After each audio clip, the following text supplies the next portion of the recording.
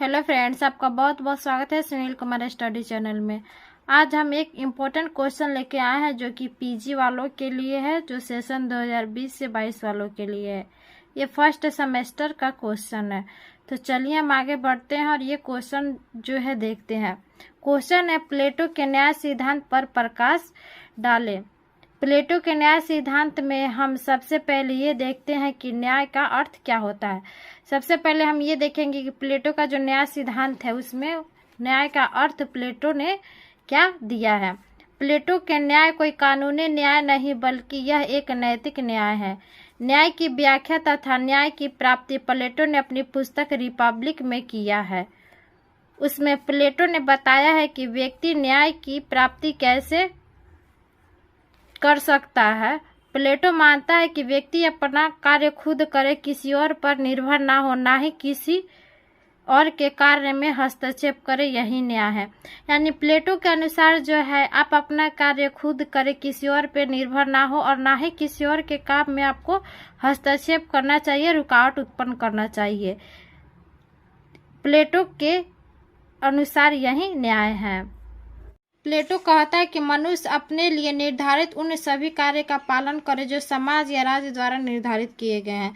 अब सवाल ये उठता है कि मनुष्य को कैसे पता चलेगा कि उसका निर्धारित कार्य क्या है।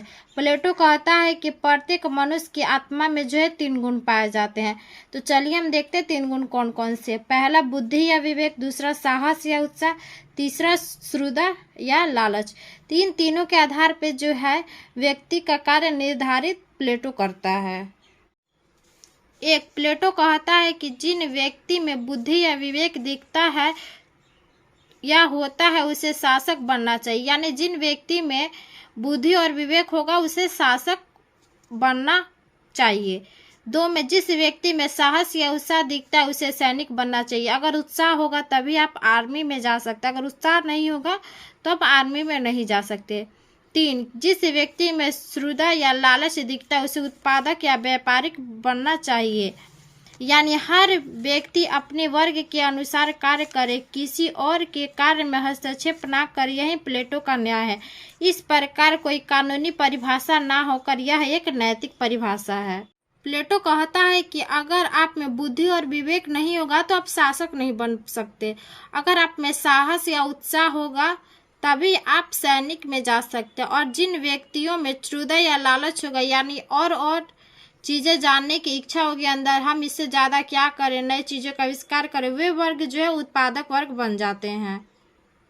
इस प्रकार ये कोई कानूनी परिभाषा ना होकर एक नैतिक परिभाषा जो है बन जाता है। प्लेटो के अनुसार न्याय के प्रकार। प्लेटो के अनुसार जो है न्याय के प्रकार 2 प्रकार के होते हैं, व्यक्तिगत न्याय और सामाजिक न्याय।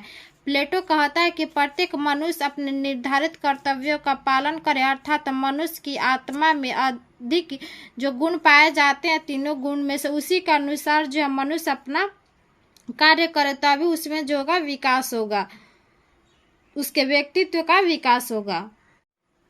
2, सामाजिक न्याय में प्लेटो कहता है कि समाज के 3 वर्ग विवेक, साहस, श्रद्धा, पारस्परिक एकता व सामंजस्य से अपने कर्तव्यों का पालन करे तो समाज के लिए इससे अच्छी कोई व्यवस्था हो ही नहीं सकती। यानी आप देख सकते हैं कि प्लेटो के अनुसार व्यक्तिगत न्याय और सामाजिक न्याय की परिभाषा जो है कितना अलग अलग है। प्लेटो के न्याय व्यवस्था के तत्व। प्लेटो के न्याय व्यवस्था के जो है 3 तत्व है। एक, कार्यात्मक विशेषीकरण, दूसरा अहस्तक्षेप नीति, तीसरा पारस्परिक सामंजस्य। एक, कार्यात्मक विशेषीकरण।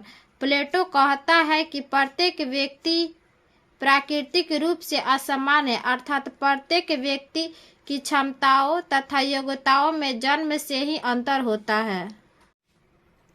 प्रत्येक व्यक्ति असमान होता है, किन्हीं 2 व्यक्ति की क्षमताएं एक समान नहीं होती। प्लेटो कहता है कि जिस व्यक्ति में जो गुण अधिक होगा वह उसी के आधार पर काम करेगा तो एक दिन उस क्षेत्र का विशेषज्ञ बन जाएगा, व्यक्ति के व्यक्तित्व का विकास होगा। यह एक कार्यात्मक विशेषीकरण है। दूसरा, अहस्तक्षेप की नीति। प्लेटो कहता है कि समाज के 3 वर्ग, शासक, सैनिक, उत्पादक वर्ग को अपने निर्धारित कर्तव्यों का पालन करना चाहिए। किसी एक वर्ग को दूसरे वर्ग के कार्य में हस्तक्षेप नहीं करना चाहिए। यही है अहस्तक्षेप की नीति। तीसरा, पारस्परिक सामंजस्य। प्लेटो कहता है कि समाज विवेक, साहस, लालच के बीच पारस्परिक सामंजस्य एवं एकता की भावना होनी चाहिए, अर्थात एक दूसरे के लिए कार्य करे। जैसे शासक वर्ग सैनिक वर्ग के लिए व उत्पादक वर्ग के लिए प्रशासन का कार्य करे। शासक वर्ग जो है सैनिक वर्ग है, उत्पादक वर्ग के प्रशासन के लिए काम करे। सैनिक वर्ग जो है शासक वर्ग एवं उत्पादक वर्ग के सुरक्षा का काम करे। उत्पादक वर्ग जो है शासक वर्ग एवं सैनिक वर्ग के लिए उत्पादन का काम करे।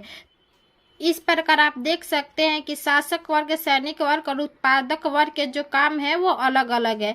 इन तीनों वर्गों को अपने अपने काम में जो है अच्छे से करना चाहिए और एक दूसरे के प्रति जो है सामंजस्य की स्थिति रखनी चाहिए, जिससे कि है ये अपने वर्ग में अच्छे से विकास कर पाएंगे और इनके व्यक्तित्व का विकास होगा। किसी को भी किसी दूसरे वर्ग के कार्य में हस्तक्षेप नहीं करना चाहिए। प्लेटो के न्याय सिद्धांत की विशेषताएं। तो प्लेटो के न्याय सिद्धांत की जो विशेषताएं है निम्नलिखित बहुत सारी विशेषताएं हैं। प्लेटो का न्याय सिद्धांत बाह्य न होकर आंतरिक है। प्लेटो प्रत्येक वर्ग में प्रत्येक मनुष्य के लिए कार्य निर्धारित करता है। यह कहा जाता है कि कोई भी वर्ग एक दूसरे के काम में हस्तक्षेप ना करे। प्लेटो का न्याय सिद्धांत कार्यात्मक विशेषीकरण पर आधारित है, अर्थात प्लेटो मनुष्य की 3 प्रवृत्तियों पर एक आधार पर उनके लिए कर्तव्यों का निर्धारण करता है और अपने प्रत्येक मनुष्य अपने निर्धारित कर्तव्यों का ही पालन करेगा।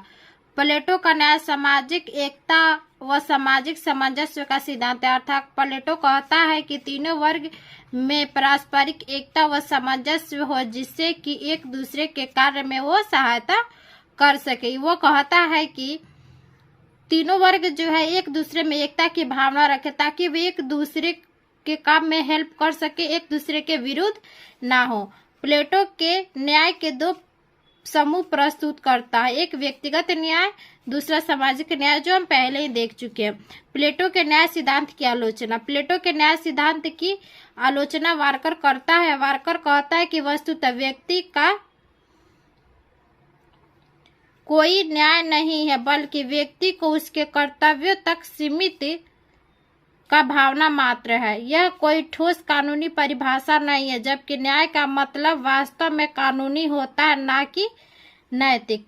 सेवाइन कहता है कि प्लेटो का न्याय निष्क्रिय है, अनैतिक है, अव्यवहारिक है, क्योंकि यह मनुष्य की पूरी जीवन के लिए एक ही कार्य में लगा देता है, वह दूसरा कार्य नहीं कर पाता, इसीलिए यह अनैतिक व अव्यवहारिक है। आत्म संयम। प्लेटो का न्याय सिद्धांत व्यक्ति की आत्म संयम पर आधारित है। यह व्यक्ति का वास्तविक मूल्यांकन नहीं कर पाता, यह व्यक्ति को नियंत्रित करना सिखाता है, जबकि यह कोई अलग कार्य करना नहीं सिखाता। यह कहता है कि अपने खुद पर नियंत्रण करो, यह न्याय है।